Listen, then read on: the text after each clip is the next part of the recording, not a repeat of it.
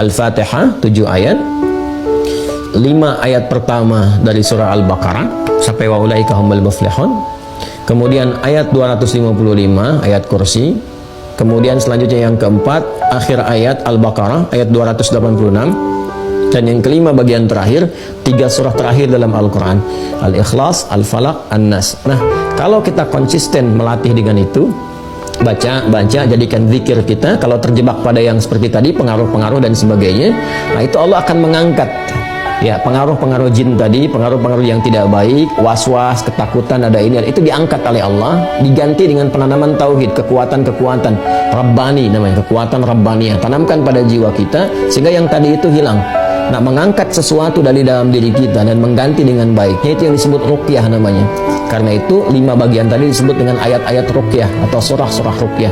Itu bisa dengan meruqyah diri sendiri, pribadi kita, dia membiasakan. Jadi mengeluarkan sifat-sifat jelek yang ada dalam diri kita, entah pengaruh dari nafsu atau pengaruh dari was-was setan. Al-Fatihah 7 ayat, 5 ayat pertama dari surah Al-Baqarah sampai wa ulaika humul muflihun. Kemudian ayat 255 ayat kursi.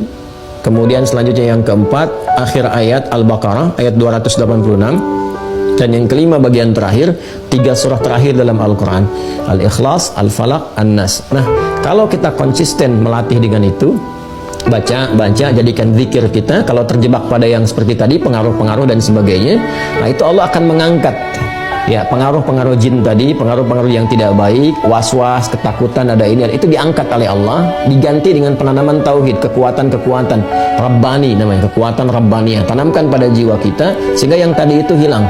Nah, mengangkat sesuatu dari dalam diri kita dan mengganti dengan baiknya, itu yang disebut ruqyah namanya. Karena itu 5 bagian tadi disebut dengan ayat-ayat ruqyah atau surah-surah ruqyah.